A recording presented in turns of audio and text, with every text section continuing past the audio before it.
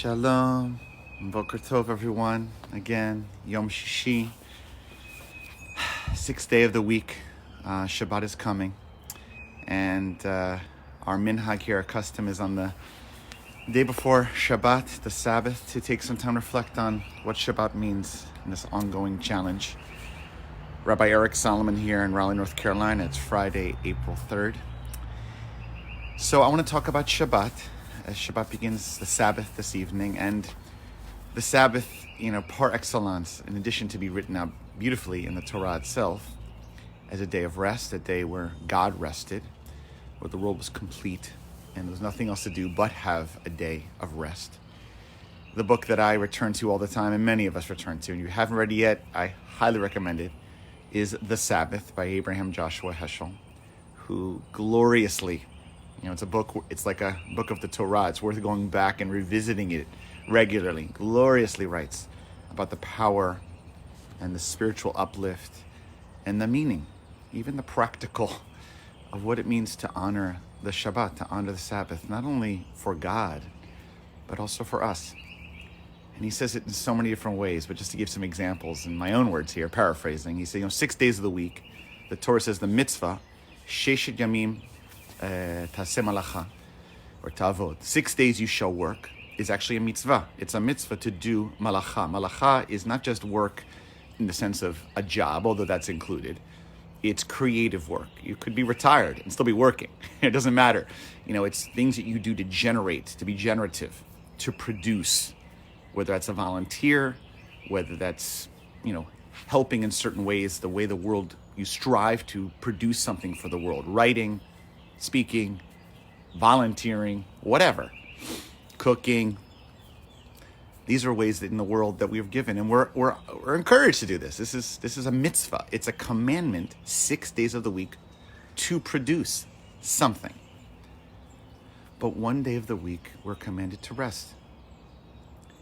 And what Heschel says is that, 6 days of the week, we try to conquer the world, produce for the world, and one day of the week, with the world, conquer us.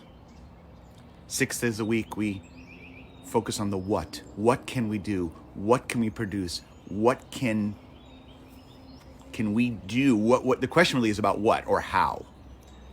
And one day a week, the question we ask ourselves is why. Not what I'm doing. How do I accomplish whatever my goal is? Why am I doing what I'm doing?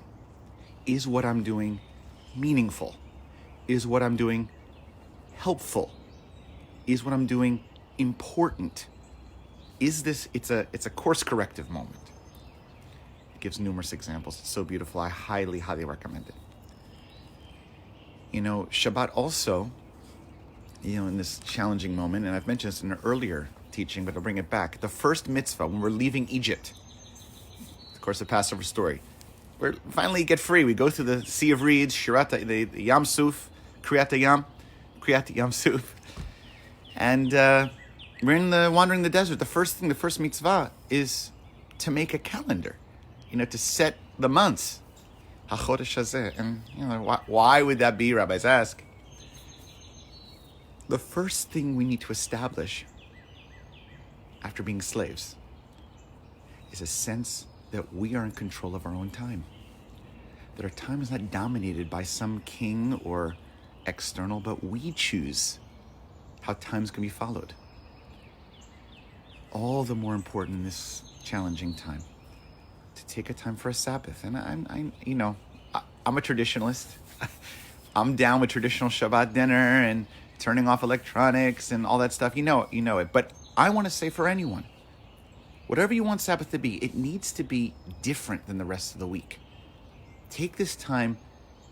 I think I would want to encourage you not to do the same obsessive internet listening to the news in the same way. A day to reflect as opposed to a day to obsess or even to kvetch.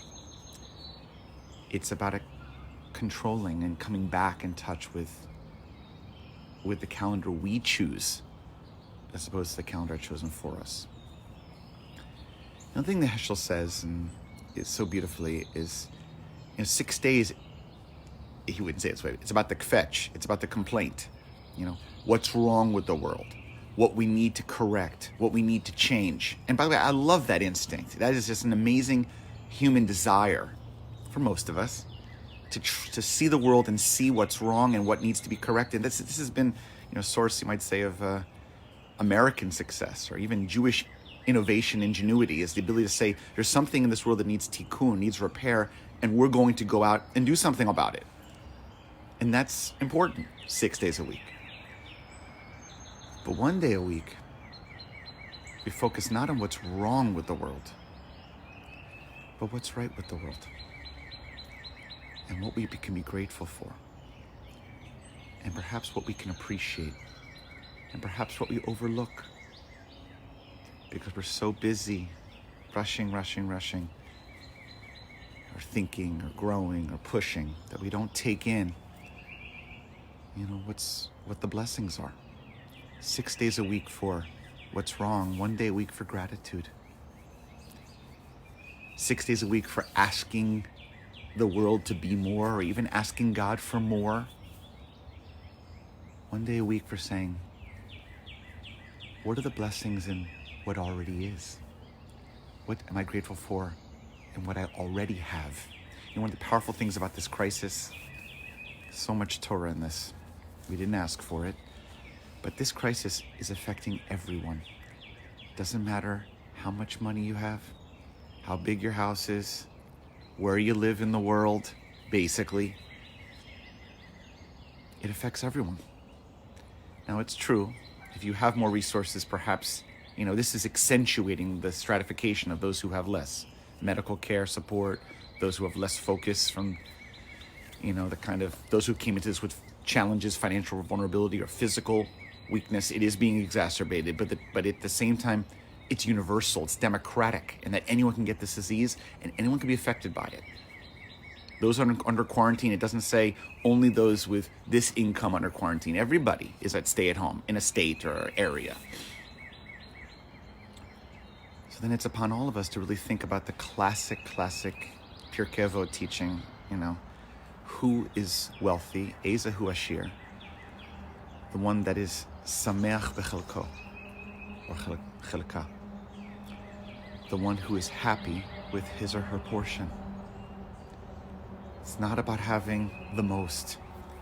It's about being grateful for what you have. And this I'll just conclude on this teaching. I remember early on, I've shared this story before to my congregants.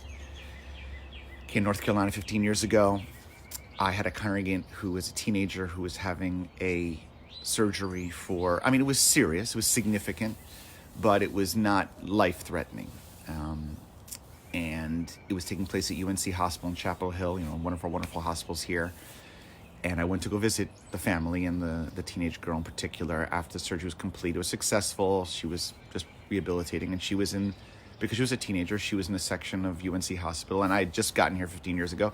It was my first times there at UNC.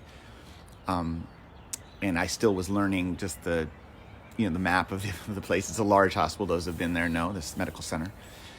And I go to the children's ward, and she was in the kind of ICU area.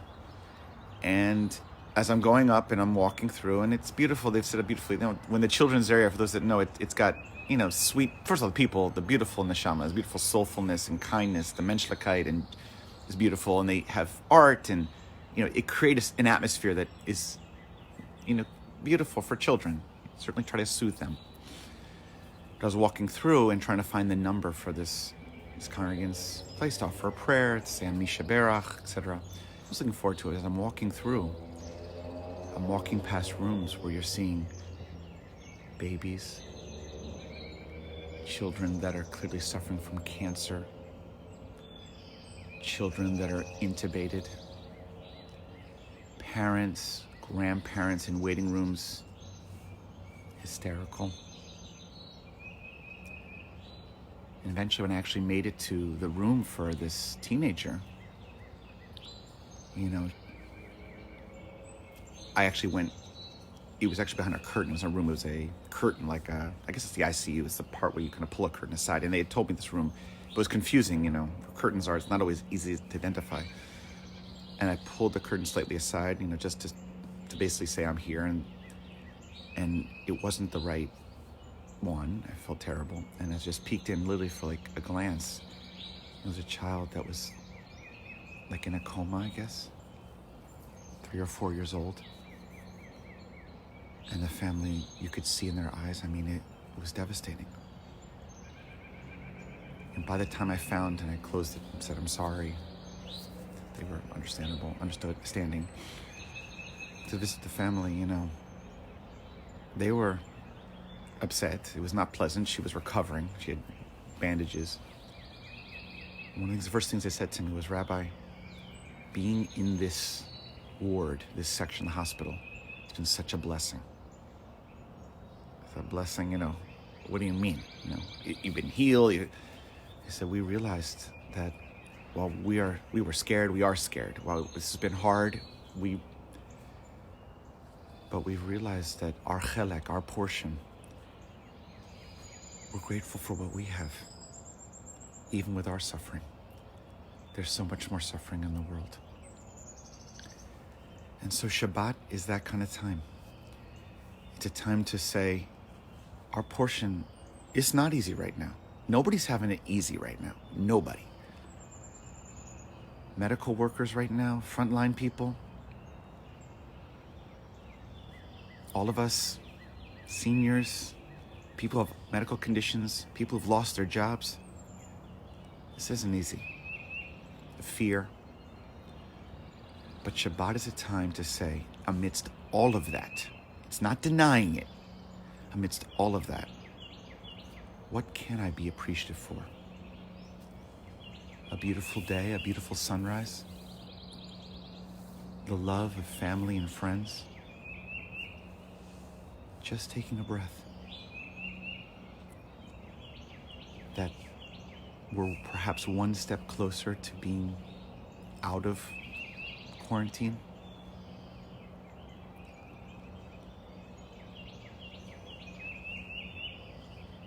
It shouldn't take us having to see worse to appreciate what we have, but sometimes it's a spiritual practice to be aware of it. And Shabbat is a time to think. Those that are happy are not people with everything. It's those that are happy with what they have. Whatever they have is. So I wish everyone, please God, a Shabbat Shalom. I want everyone, whether you practice Shabbat traditionally, whether you're Jewish or not, I invite you this weekend, whether it's Friday night to Saturday night or on Sunday or whatever, or today's Friday for some, to take time, maybe to list it out, maybe to talk with people you love, do like a spiritual gratitude journal. Turn off productive thinking and focus on appreciative thinking. How am I blessed even in this crisis? We all need that at least one day a week. We need to control that calendar one day a week, or else we give in to the Pharaoh, the slave mentality. One day a week, we grab it back by saying, the world may be under tremendous difficulty, but I actually can say I'm blessed in this way. That's the essence of one day a week Shabbat. I wish you all the Shabbat Shalom, sweet Shabbat, please God. A day of rest, a day of appreciation, a day of even some joy, please God. Look forward to those who are able to join us for candle lighting and Kiddush this evening around 6:30.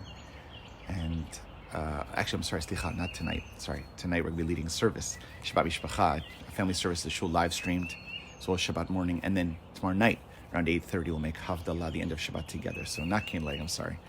But look forward to seeing you if you're able to join us for the family service this evening. It's open for all, Shabbat, and tomorrow morning, and then Havdalah. We can really be Shabbat together as much as possible and be appreciative together. Wish you all Shabbat Shalom. Shalom.